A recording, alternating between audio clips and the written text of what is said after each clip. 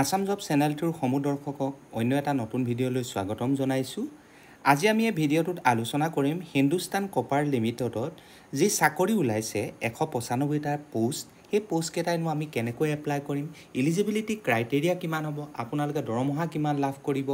Application প্ৰচেছটো online হ'ব নে অফলাইন হ'ব, আপোনালোকে কিবা এপ্লিকেশ্যন ফিজ দিব লাগিব নি, সেই সকলো কথা আমাৰ এই ভিডিঅ'টোত আপোনালোকে গম পাব। গতিকে ভিডিঅ'টো স্কিপ নকৰাকৈ শেষ পৰ্যন্ত চাব,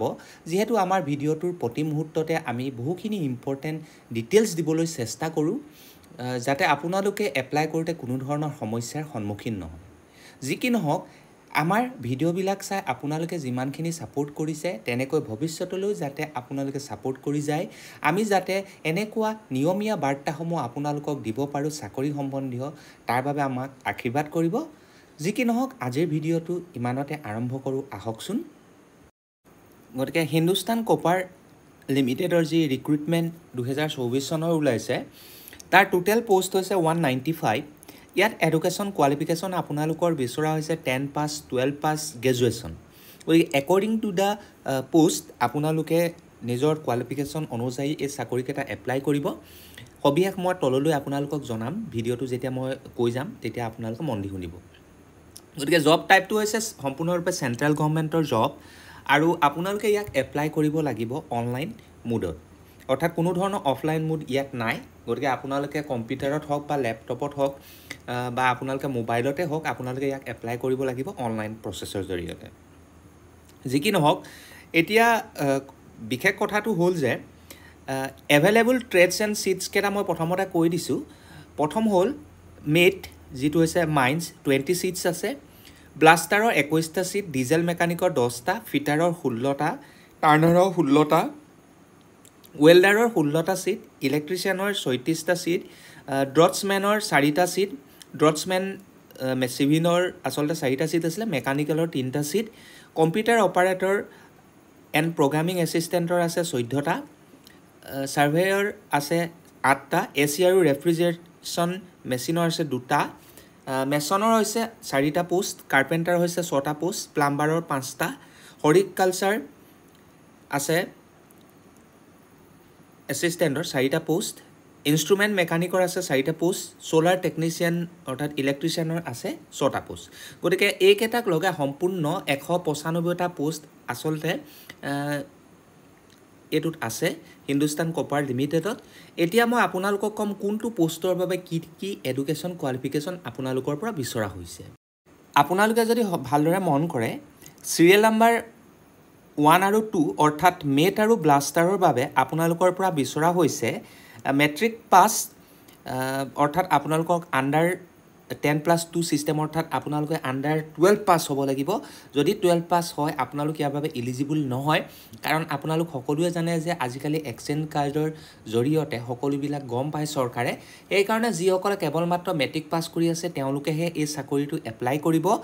মেট আৰু ব্লাষ্টাৰ পোষ্ট দুটাৰ কাৰণে, প্ৰথম দুটা পোষ্টকেইটাৰ কাৰণে। বাকী যি আপোনালোকৰ ডিজেল মেকানিকৰ পৰা আৰম্ভ কৰি ছ'লাৰ টেকনিচিয়ান অৰ্থাৎ 3 নম্বৰ পোষ্টৰ পৰা 18 নম্বৰ পোষ্টলৈকে যি আছে, সেইকেইটা পোষ্ট আপোনালোকে এপ্লাই কৰিব পাৰিব যদিহে আপোনালোকে ITI পাছ কৰি থৈছে ইন কনচাৰ্ণ ট্ৰেডিঙত। অৰ্থাৎ কনচাৰ্ণ ট্ৰেডিং বুলি ক'লে কোনোবাই মেকানিকেল ট্ৰেডিঙৰ ক্ষেত্ৰত, কোনোবাই ডিজেল ট্ৰেডিঙৰ ক্ষেত্ৰত, অৰ্থাৎ ডিজেল মেকানিক কোনোবাই পঢ়িছে, কোনোবাই ইলেক্ট্ৰিচিয়ান পঢ়িছে IITত। গতিকে সেই অনুযায়ী আপোনালোকে পোষ্টকেইটা এপ্লাই কৰিব পাৰিব। কিন্তু এজ এ জেনেৰেল হিচাপে মেট আৰু ব্লাষ্টাৰৰ কাৰণে সকলো 10 পাছ কেণ্ডিডেটে আচলতে ইয়াক এপ্লাই কৰিব পাৰিব। কিন্তু ডিজেল মেকানিকৰ পৰা আৰু ছ'লাৰ টেকনিচিয়ান পোষ্টলৈকে ITI এটা কনচাৰ্ণ ট্ৰেডিং ছিষ্টেম হ'লেহে আপোনালোকে তাত এপ্লাই কৰিব পাৰিব। অৰ্থাৎ ডিজেল মেকানিকৰ যদি পোষ্ট আছে, ডিজেল মেকানিক পঢ়া ITI ষ্টুডেণ্ট এজনেহে এপ্লাই কৰিব পাৰিব। গতিকে হয়তো তাত আপোনালোকৰ যি কনফিউজন আছিল সেইটো ক্লিয়াৰ হৈ গ'ল চাগে। গতিকে আৰু এটা কথা ইয়াত উল্লেখ কৰা আছে যে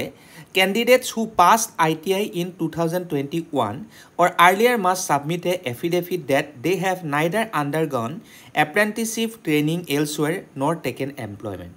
গতিকে ইয়াত কৈ দিছে যে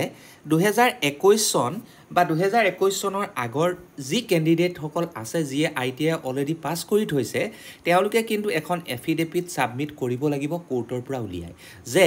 তেওঁলোকে তাৰ আগতে কোনো ধৰণৰ এপ্ৰেণ্টিছশ্বিপ খটা নাই অৰ্থাৎ কোনো ধৰণৰ এমপ্লয়মেণ্ট কোনো ধৰণৰ চাকৰিত যোগদান কৰা নাই তাৰ বাবে এফিডেভিট এখন কিন্তু দিব লাগিব আকৌ কৈ দিছোঁ 2021 চন বা তাৰ আগৰ কেণ্ডিডেটৰ পৰাহে বিচৰা হৈছে এতিয়া নতুনকৈ 2022 2023 2024 চনত পাছ হোৱা সকলৰ পৰা কিন্তু কোনো ধৰণৰ এফিডেভিট বিচৰা নাই গতিকে সেইকাৰণে হৈ গ'ল আপোনালোকৰ এডুকেশ্যন কোৱালিফিকেশ্যন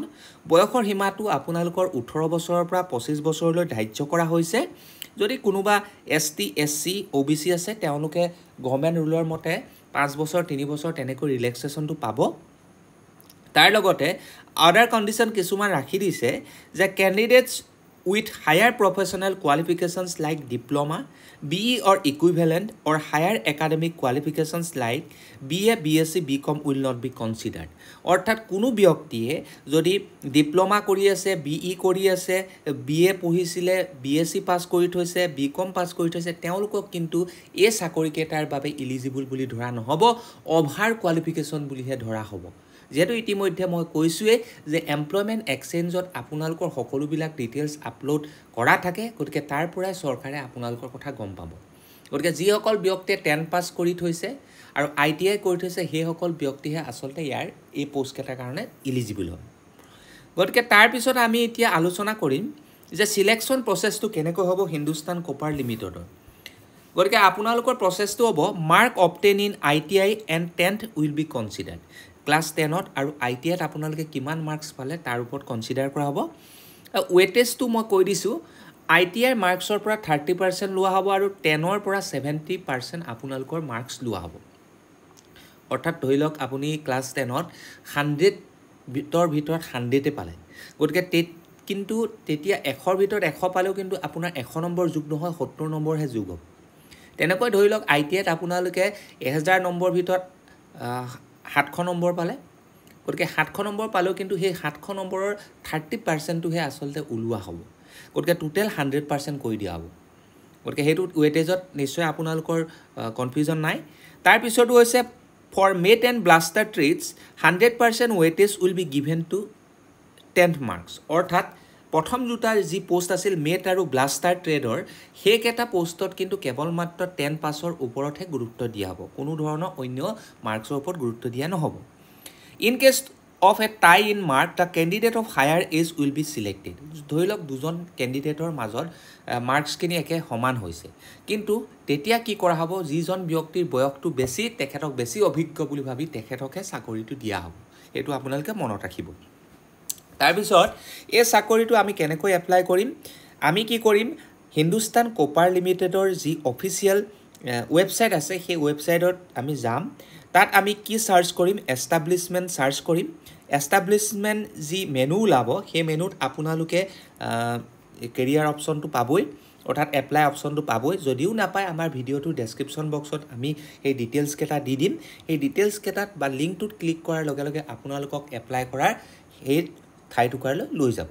মই ইয়াত আপোনালোকক এবাৰ খুলি মেলি মই দেখাই দিছোঁ গতিকে মই যদি এনেকৈ খোলোঁ তেতিয়া আপোনালোকে এনেকৈ দেখিবলৈ পাব যে apprenticeship.government.in গতিকে এনেকৈ আপোনালোকৰ বিচাৰি উলিয়াব ইয়াত পেজ এখন খোল খাব এতিয়া মোৰ অকণমান নেটৱৰ্কটোৰ ইছ্যু হৈ আছে গতিকে পেজখন খোল খোৱা নাই গতিকে সেইটোত লিংকত ক্লিক কৰাৰ লগে লগে আপোনালোকৰ এইখন পেজলৈ লৈ যাব আৰু এইখন পেজত যোৱাৰ পিছত আপোনালোকে সেই চাকৰিকেইটা এপ্লাই কৰিব পাৰিব গতিকে এনেকুৱা ধৰণৰ ভিডিঅ'বিলাক পাবৰ বাবে আমাৰ চেনেলটো লাইক শ্বেয়াৰ আৰু ছাবস্ক্ৰাইব কৰি দিবলৈ নাপাহৰিব আৰু সময়ে সময়ে নিয়োগ সম্পৰ্কীয় বাৰ্তাবিলাক আপোনালোকে আমাৰ চেনেলটোৰ পৰা লাভ কৰিব ইয়াকে কৈ ভিডিঅ'টোৰ পৰা সামৰণি মাৰিছোঁ ধন্যবাদ জয় আই অসম